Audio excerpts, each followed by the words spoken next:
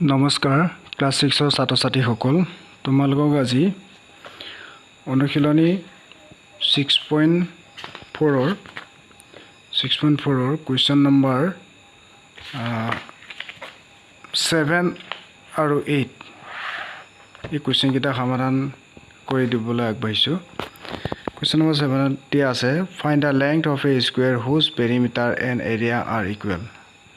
অৰ্থাৎ আমাক কি বুলি কৈছে, এটা বৰ্গৰ পৰিসীমা আৰু কালি সমান হ'লে বৰ্গটো এটা বাহুৰ দৈৰ্ঘ্য নিৰ্ণয় কৰা। অৰ্থাৎ আমি লিখিলোঁ লেট ধৰা হ'ল the length of one side of the square equal A. যিহেতু আমাৰ বৰ্গটোৰ এটা বাহুৰ দৈৰ্ঘ্য উলিয়াব দিছে, গতিকে আমি সেই বাহুটোৰ দৈৰ্ঘ্য কি বুলি ধৰি ল'লোঁ, এ বুলি ধৰি ল'লোঁ। গতিকে আমি এটা বাহুৰ দৈৰ্ঘ্য পোৱাৰ লগে লগে আমি পেৰিমিটাৰ উলিয়াব পাৰিম। Therefore perimeter of the square equal 4 into length of one side. এইটো হৈছে পেৰিমিটাৰ উলিওৱা স্কুৱেৰৰ ফৰ্মুলা। গতিকে 4 টো 4 হৈ থাকিলে লেংথ অফ ওৱান ছাইডৰ জেগাত আমি এ লিখিছোঁ। যিহেতু আমি ইয়াত ধৰি থোৱা আছে the length of one side of a square equal A বুলি ধৰি থোৱা আছে। গতিকে লেংথ অফ ওৱান ছাইডৰ জেগাত আমি এ বহুৱাইছোঁ। ঠিক আছে, আমাৰ পেৰিমিটাৰ পালোঁ 4a স্কুৱেৰটোৰ। এতিয়া আমি উলিয়াম N area of the square. এতিয়া আমি এৰিয়া উলিয়াম। আমি জানো যে স্কুৱেৰৰ এৰিয়া হৈছে ছাইড ইনটু ছাইড।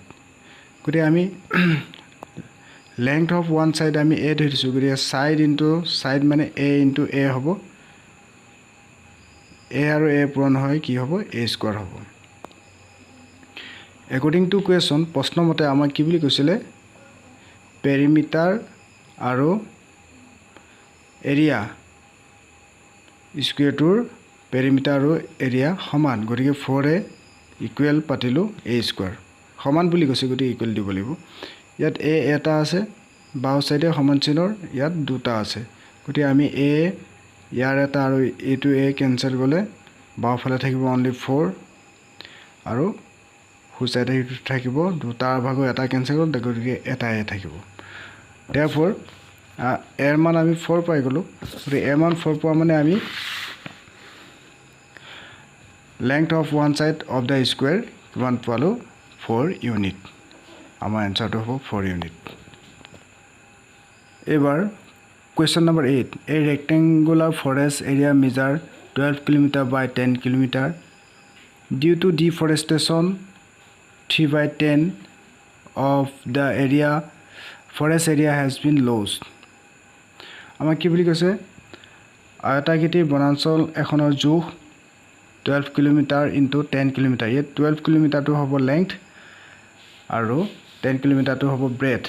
আয়তাকৃতিৰ মানে আয়টো আকৃতিৰ গতে হ'ব বনাঞ্চলখন। বনাঞ্চলখন ধ্বংসৰ বাবে মুঠ বনাঞ্চলৰ 10/3 কমি গৈছে। এতিয়া আমি উলিয়াব লাগে 1 নম্বৰত A what was the original area of the forest. অৰ্থাৎ বনাঞ্চলখন ধ্বংস হোৱাৰ আগতে তাৰ অৰিজিনেল এৰিয়া বা কালি কিমান আছিলে। আমি জানো যে যিহেতু ফৰেষ্টখন ৰেক্টেংগুলাৰ, গতিকে আমি ইয়াত লিখিলোঁ the original area of the forest.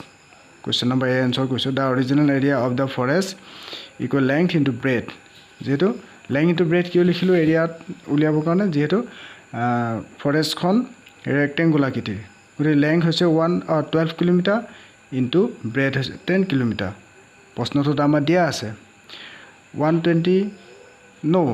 12 আৰু 10 ইনটু কৰিলে 120 হ'ব আৰু কিলোমিটাৰ দুটা পূৰণ হয় কি হ'ব, স্কুৱেৰ কিলোমিটাৰ। গতিকে আমি অৰিজিনেল এৰিয়া আমি পালোঁ।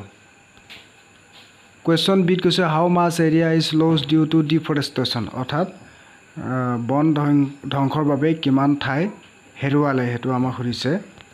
আমি উত্তৰ লিখিছোঁ the area lost due to deforestation equal 1 square kilometre into 3/10। ইয়াত 120 স্কুৱেৰ কিলোমিটাৰ হৈছে ফৰেষ্টখনৰ অৰিজিনেল এৰিয়া আছিলে, তাৰ 10/3 ধ্বংস হৈছিলে। গতিকে আমি 120 স্কুৱেৰ কিলোমিটাৰৰ লগত 10/3টো পূৰণ কৰি দিব লাগিব।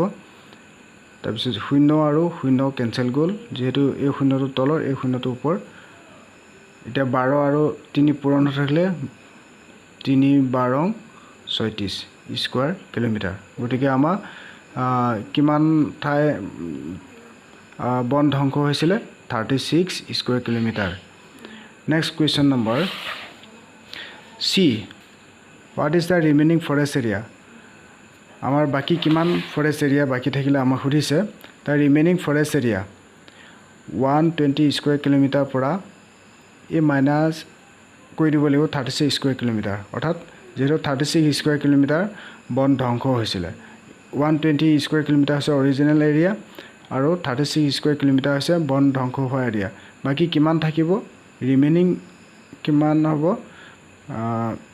120 পৰা 36 মাইনাস কৰিলে 84 স্কয়াৰ কিলোমিটাৰ হ'ব গতিকে আমাৰ সি নম্বৰৰ আনসাৰ 84 স্কয়াৰ কিলোমিটাৰ